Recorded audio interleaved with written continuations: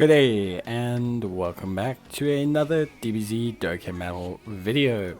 In this video we are going to be taking a look at the TEQ Metal Cooler, and we're going to be seeing just how good he is in DBZ Dokkan Metal and basically just see if he's any decent. Obviously all of the coolers are essentially, easy aid, and they all look pretty good on a Wicked Bloodlines team.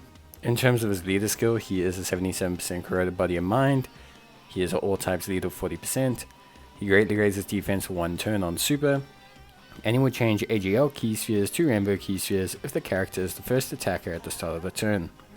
He has attack and defense of 40% per Wicked Bloodlines category ally on the team, up to 200% in total. And he has the attacked enemy's attack and defense minus 25% for 2 turns.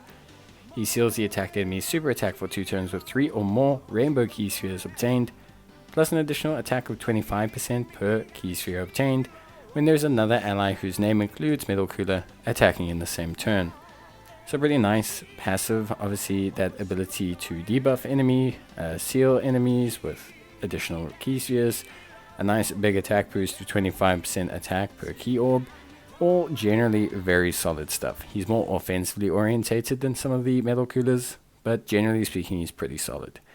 Because of that, I would probably make him a crit rated unit just to maximize the impact of his attacks, especially considering he can't do much else. You could also go with additionals on the off chance that you want to get the double raising of defense, but I personally think critical is the best way to go.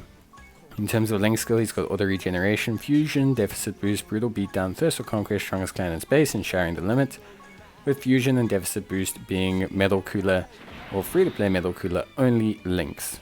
In terms of categories, he's on Resurrected Warriors, Movie Bosses, Wicked Bloodline, Artificial Lifeforms, Terrifying Conquerors, Target Goku Revenge, Corroded Body and Mind, and Accelerated Battle.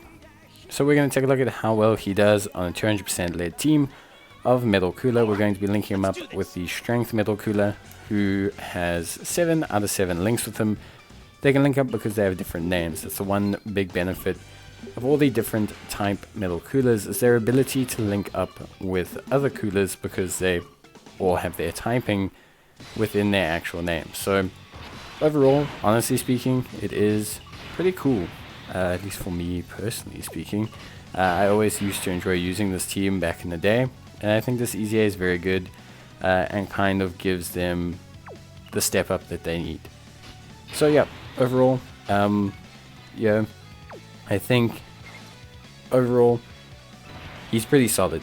I like what his numbers are looking like. If we look here, he's got 154,000 defense, which is decent. He will greatly raise on his super attack, so that will increase quite a bit. And he does have quite notable support on this rotation, of course, as well. So 3.5 million is actually pretty decent. It's very, very solid, obviously. So he's looking pretty hot right now, as they would say. So yeah, I think overall he's a really good unit. I do like that he's a bit more offensively orientated. I think he has good utility to match. Obviously he doesn't have maybe the evasion and the raw defense that like AGL Cooler provides, but this guy is going to be debuffing and also sealing. So he's one that's possibly more interesting to utilize, for example, in a situation where you are taking on, how can I say this? When you are taking on SBR or ESBR, because units there can be debuffed, they can be sealed, gives you a lot more options in terms of how to damage the unit. So I think overall he could thrive in that situation. So I think that's where he lies. I think that's TEQ Cooler's big strength, is kind of sitting in that area. Also, I do apologize, he actually is currently not getting support from the Strength Cooler. So he's not actually getting any support from him, because Strength Cooler only gives transformation boost category allies additional support when facing 1 or less enemy, or 1 enemy. Can't have less because then you've won. So yeah, but overall we're seeing some pretty decent stats, pretty decent numbers, pretty consistent stuff. Obviously we have some support on this rotation, which is fantastic. So he's looking very solid. I think overall he looks good. Like I said, he's obviously more offensively orientated, which does mean that he not necessarily is bad defensively, but they've compensated for the fact that he's not got the defensive prowess of the other units, because he, provides additional utility. His ceiling, everything else is pretty good, and I think that overall he's going to be a pretty nice unit for me. At least I think so. So overall, in terms of this hierarchy of cooler units, I think he's pretty usable. I think he is definitely probably more an SBR or ESBR based unit. Very good there, debuffing, sealing, good as a floating unit, I would say. I wouldn't necessarily have him in the main rotation. None of his defense is bad, but I just think having him float around, providing some sealing, providing some debuffing, generally looks quite good for him, at least on surface value. So here we can see defense wise, we're looking pretty solid. 174,000, 75,000 defense. Very, very nice. Collected a whole bunch of orbs. We could let Strength Cooler go before him to boost him up, but that would kill Gohan. So yeah, really nice attack stat as well. Only one support as well on the rotation, so no support from the Strength Cooler. And yeah, just in general, he looked really nice. Could definitely even go higher. I mean, double support, you could definitely push him higher. You don't have to.